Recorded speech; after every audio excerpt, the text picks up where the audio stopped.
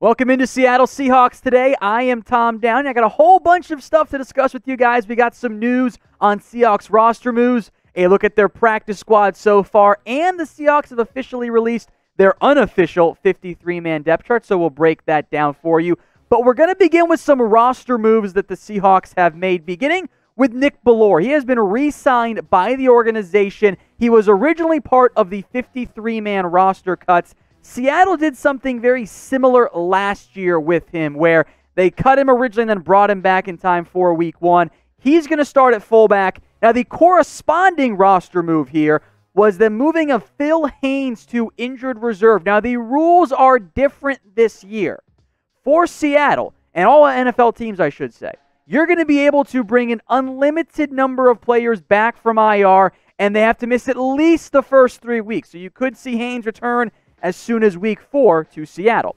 Now, Seattle also promoted Penny Hart from the practice squad to the active roster. A very quick move by Seattle that I was actually kind of surprised the Seahawks made such a quick decision to promote Penny Hart. And in the process, they cut receiver John Ursua, who I'm surprised this move has happened so quickly. Now, Ursua has been a bit banged up, and Seattle is hoping they can sneak him down to the practice squad, which we will discuss in a little bit. But first, we have a special deal for you guys. Our friends over at BetUS, they're getting us hooked up with some Seahawks jerseys. The first 5 people to deposit at least $100 at chatsports.com/bet using promo code Seahawks75, they are going to get a Seahawks jersey of their choice, mostly current players right now. Keep that in mind. You do have to place a bet. So one bet you could place on, how about the Seahawks just to beat the Atlanta Falcons? They are favored in this one. These are the money line odds. Seahawks minus 130, the Falcons plus 110. So if you bet $25, you will win $19.23 if, of course, which I assume you're all going to do, bet on the Seahawks to win. So predict the score here for me. The Seahawks at the Falcons, kind of in line with this. Let me know what you guys think in the comment section. I figure you're all going to pick Seattle, so I want to see your score predictions. And as a reminder, it's the first 5 people to sign up and deposit at chatsports.com/bet using that promo code Seahawks75. What I want you guys to do is, if you do that, DM at ChatSports on Twitter. Hook us up. I'll put that link in the description, by the way. It's at ChatSports on Twitter, and we'll get you guys hooked up with that jersey if you are one of the first 5 to do so. Let's go now to the Seahawks practice squad. We'll go player by player here. Danny Etling actually beat out Anthony Gordon for that job, which I don't know how I feel about that. A bunch of receivers on there right now. Aaron Fuller, Lance Lenoir, Cody Thompson, and potentially, even as soon as in a couple of hours, you might see John Ursua on that list as well. Steven Sullivan as the receiver tight end. Tyler Mabry's there as well. 2 offensive linemen, Tommy Champion, Chad Wheeler. Defensive lineman Cedric Lattimore. Anthony Rush officially announced today. He is on the practice squad. And then the 15 on there right now with, in theory, 1 spot left for John Ursua. Shaquem Griffin, Ryan Neal, Jason Stanley, Gavin Heslop, and Lyndon Stevens as well. I do want to focus in on Griffin, who I think you might see being a member of the active roster. What I mean by that is this year, the Seahawks and all NFL teams are allowed to have 2 practice squad players promoted from the practice squad to the active game day roster. And given Griffin's special team abilities, that actually might be a good fit for him. So we'll see what Seattle ends up doing. But on this year's 16-man practice squad, you can promote 2 players per week and get them back to the practice squad without having to clear waivers. Now, before we break down the depth chart for the Seattle Seahawks, I want you guys to predict the Seahawks record this year. I am going to make this the pinned comment on today's video. So if you get hit with the ad break here on YouTube, scroll on down and get your votes in. Now, the Seahawks unofficial quarterback depth chart contains exactly 0 surprises. Russ Wilson is QB1. Geno Smith is quarterback 2. The unofficial depth charts aren't always gospel. Sometimes they're just flat out wrong, but they're definitely right here at quarterback. Over now to the rest of the backfield. Chris Carson is RB1. Then you got Carlos Hyde. Nick Bellore back as your fullback. DJ Dallas, Travis Homer were both listed as RB3. I'll put Dallas ahead of Homer just for the time being. And then, of course, Rashad Penny is currently on that PUP list. Maybe see him in a couple of weeks. Over now to receiver. Tyler Lockett, DK Metcalf, Those were the two starters, quote unquote.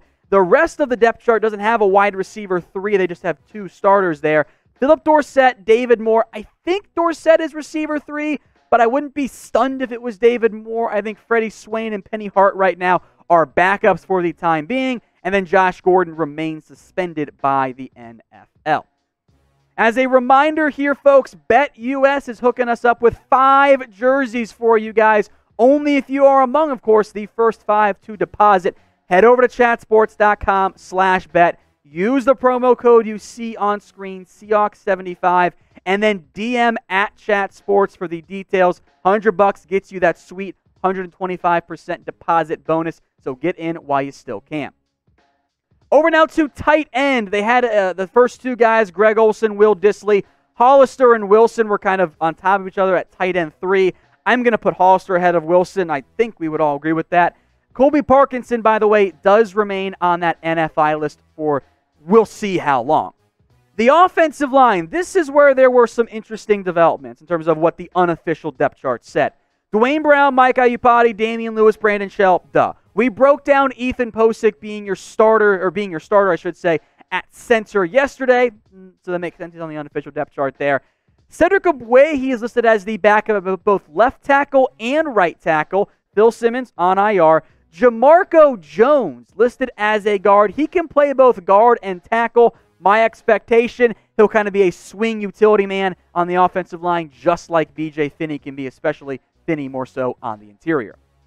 So what is your confidence level in the Seahawks offensive line? Rate this for me on a scale of 1 to 10. 1 being you are panicking, you think it's the worst offensive line in history. I don't think that's the case.